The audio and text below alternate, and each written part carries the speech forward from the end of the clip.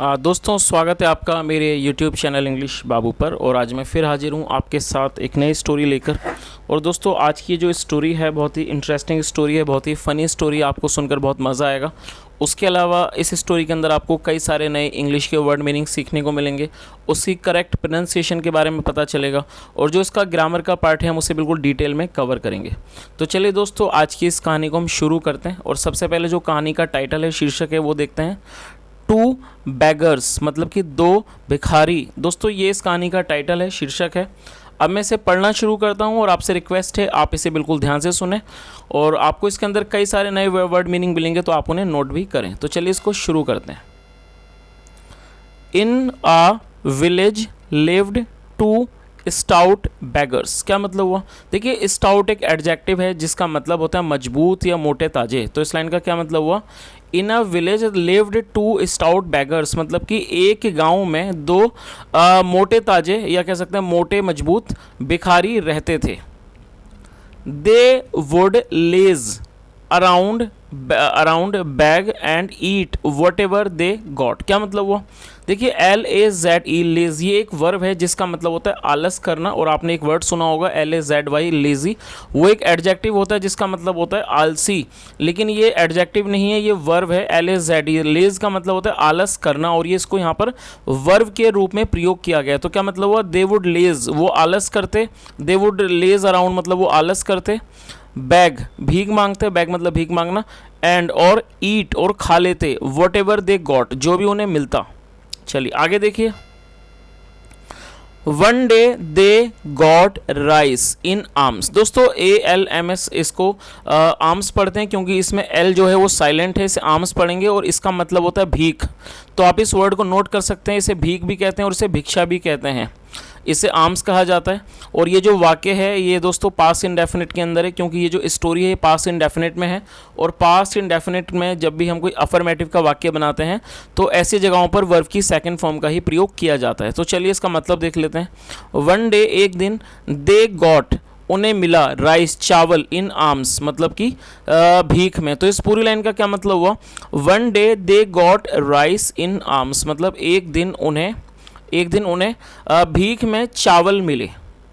They debated over what to cook and finally decided upon idlis. क्या मतलब हुआ? देखिए, डिबेट का मतलब होता है वाद विवाद करना। आपने इस वर्ड को सुना होगा, डिबेट, और ये यहाँ पर इसे वर्ब के रूप में प्रयोग किया गया है। और ये डिबेट की सेकंड फॉर्म है डिबेटेड, इसका मतलब होता है वाद विवाद करना। तो इस लाइन का क्या मतलब हुआ? दे, और दे जो है उन भिखारियों के लिए यूज़ किया गया, क्योंकि यहाँ पर एक से ज़्यादा हैं, दो हैं, इसलिए दे का प्रयोग किया गया। दे जो है एक प्लूरल नाउन है। तो इसका क्या मतलब हुआ? दे डिबेटेड, उन्होंने वाद विवाद किया। ओवर का मतलब होता है किसी चीज़ के ऊपर। ओवर, किस चीज़ के ऊपर? व्हाट टू कुक, मतलब उन्होंने इस बात पर वाद विवाद किया कि क्या पकाया जाए। एंड, और फाइनली, मतलब कि आखिरकार, अंत थे, डिसाइडेड, उन्होंने तय किया। डिसाइड करने का मतलब होता है निर्णय करना या फिर तय करना, फैसला करना। उन्होंने फैसला किया अपॉन इडलीज, इडली पर, जो चावल की बनी होती है उसे इडली कहा जाता है, जो कि एक साउथ इंडियन डिश है, आपने शायद खाई भी होगी। चलिए इसको हम देख लेते हैं, इस वाक्य को दोबारा से। They debated over what to cook and finally decided upon idlis, मतलब उन्होंने क्या पकाएं इस बात पर थोड़ा मतलब वाद विवाद किया, और अंततः उन्होंने डिसाइड किया क्या? इडली को उन्होंने डिसाइड कर लिया। चलिए आगे देखिए। दे मेड इडलीज, उन्होंने इडली बनाई। ये मेक की सेकंड फॉर्म है। दे मेड इडलीज, उन्होंने इडली बनाई। एंड कुक्ड देम, और उनको पकाया। इंसिडेंटली का मतलब होता है, वैसे ये कोइंसिडेंटली होना चाहिए, तो आप इसे कोइंसिडेंटली नहीं समझे, इसका मतलब होता है संयोगवश। शायद ये मिसप्रिंट है। तो क्या मतलब हुआ? कोइंसिडेंटली मतलब संयोगवश ओनली 9 इडलीज वर मेड, मतलब सिर्फ 9 जो इडलियाँ हैं वो बनी। दे एट द 4 इडलीज ईच का मतलब होता है प्रत्येक। तो क्या मतलब हुआ? दे एट द 4 इडलीज ईच, मतलब उन्होंने 4 इडलियाँ खाई। जाहिर सी बात है, 9 थी तो उन्होंने 4 इडलियाँ खा ली। व्हाट टू डू, अब क्या करें? With the remaining one. देखिए, रिमेनिंग जो है वो एडजेक्टिव है जिसका मतलब होता है बाकी बचा हुआ, जिसे रिमेनिंग कहा जाता है। तो इस पूरी लाइन का क्या मतलब हुआ? What to do with the remaining one, मतलब बाकी बची हुई के साथ क्या किया जाए। चलिए आगे देखिए। एट लास्ट, मतलब कि अंत में। They made a pact. दोस्तों ये जो वर्ड है PACT, आप इस वर्ड को नोट कर सकते हैं, पैक्ट। और पैक्ट एक नाउन है जिसका मतलब होता है संधि। तो इस लाइन का क्या मतलब हुआ? एट लास्ट मतलब अंत में, दे मेड अ पैक्ट, उन्होंने एक संधि की, दैट की whoever मतलब कि जो भी, whoever स्पोक फर्स्ट मतलब जो भी पहले बोलता है, वॉन्ट गेट इट, उसे ये नहीं मिलेगी। इट जो है वो इडली के लिए यूज़ हो रहा है। एंड वेंट टू बेड, और वो सोने चले गए। वेंट टू बेड का मतलब सोने चले गए। तो इस पूरी लाइन का क्या मतलब हुआ कि एट लास्ट आखिर में, दे मेड अ पैक्ट, और उन्होंने एक संधि करी। क्या संधि थी वो? दैट की whoever spoke first want get it मतलब जो भी पहले बोलेगा उसे ये नहीं मिलेगी। एंड वेंट टू बेड, और सोने चले गए। तो उन्होंने क्या संधि करी कि उन दोनों में से जो भी व्यक्ति पहले बोलेगा उसे वो इडली नहीं मिलेगी। तो इस तरह की उन्होंने आपस में एक संधि कर ली। चलिए आगे देखते हैं आगे क्या होता है। नेक्स्ट डे, अगले दिन, they did not get up. दोस्तों ये जो वर्ड है डिड नॉट, ये जो वाक्य है डिड नॉट के बाद फर्स्ट फॉर्म का यूज़, ये पास्ट इंडेफिनेट का नेगेटिव वाक्य है। और आपको ये चीज़ बिल्कुल याद रखनी है कि जब भी आप पास्ट इंडेफिनेट में नेगेटिव का वाक्य बनाते हैं, वहाँ डिड नॉट के बाद हमेशा ही वर्ब की फर्स्ट फॉर्म का यूज़ किया जाता है। और गेटअप का मतलब था उठना। तो इसका क्या मतलब हुआ? नेक्स्ट डे, अगले दिन, दे डिड नॉट गेटअप, वे लोग नहीं उठे, या कह सकते हैं वे नहीं उठे। दे कैप्ट स्लीपिंग।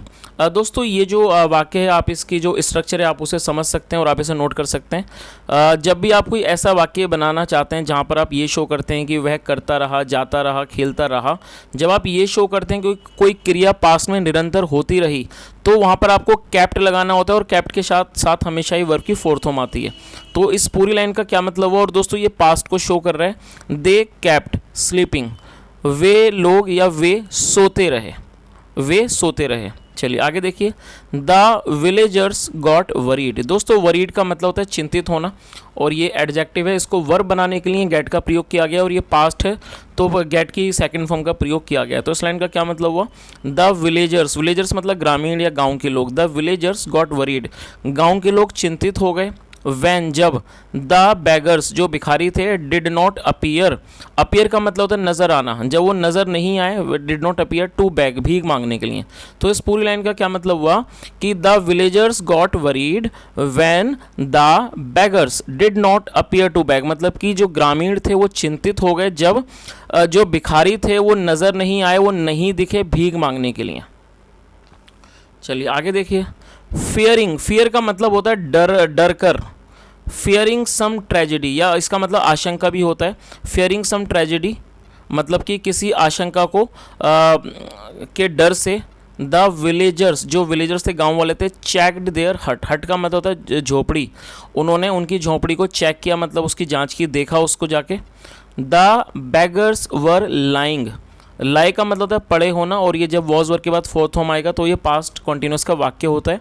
तो क्या मतलब हुआ? The beggars were lying like logs. दोस्तों लॉग्स का मतलब होता है लकड़ी के लट्ठे।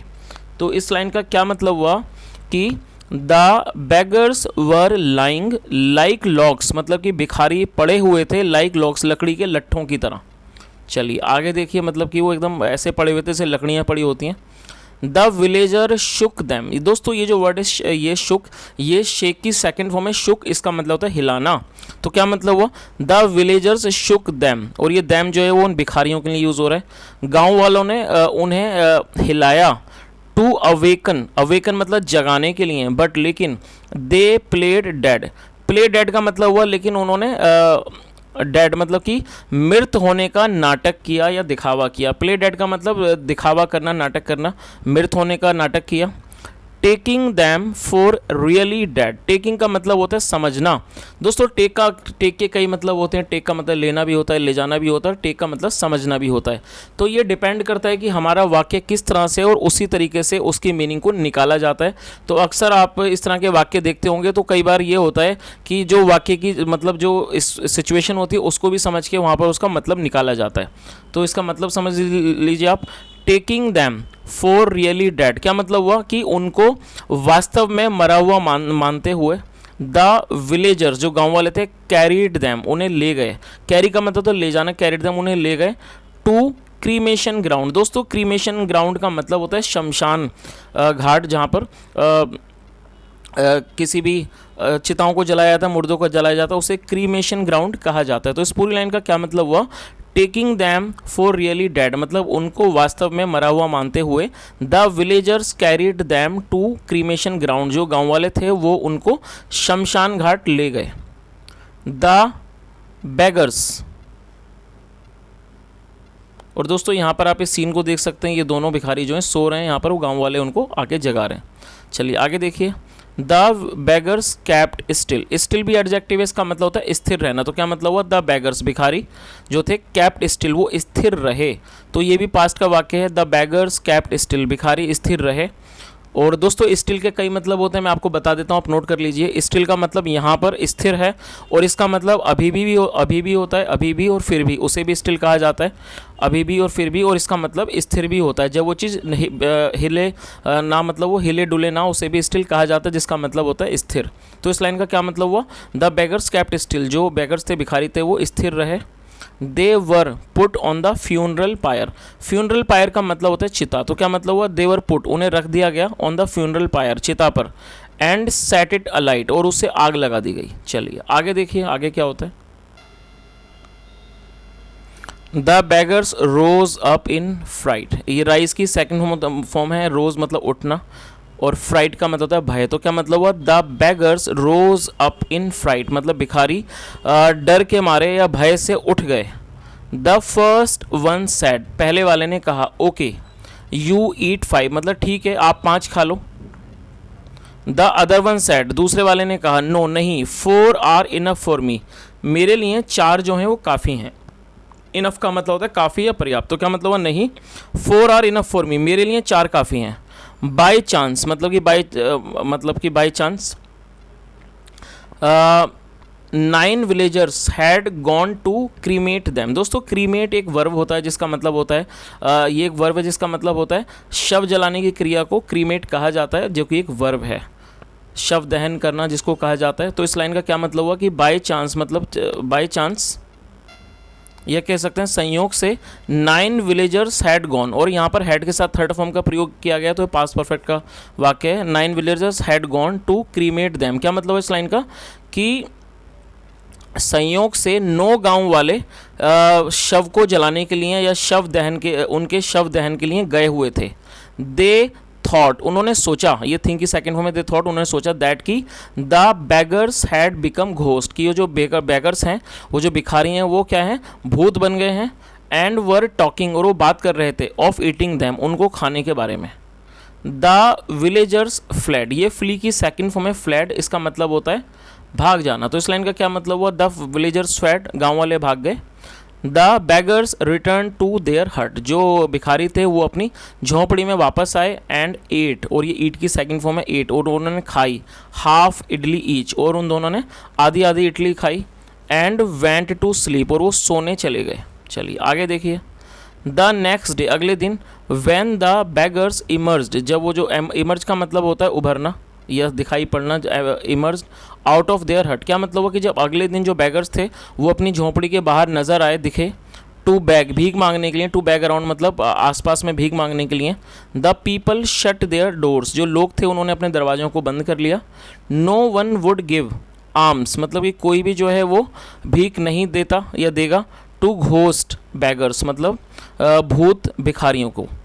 तो दोस्तों इस तरह से ये कहानी थी, और अब हम इस कहानी का जो मॉरल है वो देख लेते हैं। Sometimes pranks lead to unexpected developments, क्या मतलब हुआ?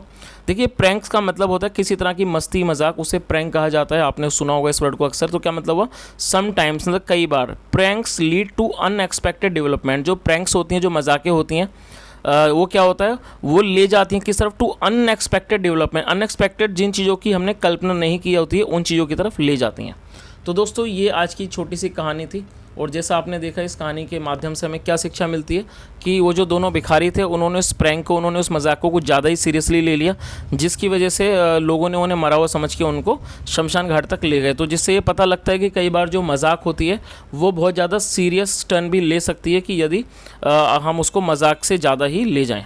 तो दोस्तों आज की ये कहानी अगर आपको अच्छी लगी हो और मेरा पढ़ाने का प्रयास भी अच्छा लगा हो तो आपसे रिक्वेस्ट है वीडियो को ज़रूर लाइक करें, शेयर भी करें और चैनल को सब्सक्राइब करके बेल आइकन प्रेस करें ताकि आपको नोटिफिकेशंस मिलती रहें।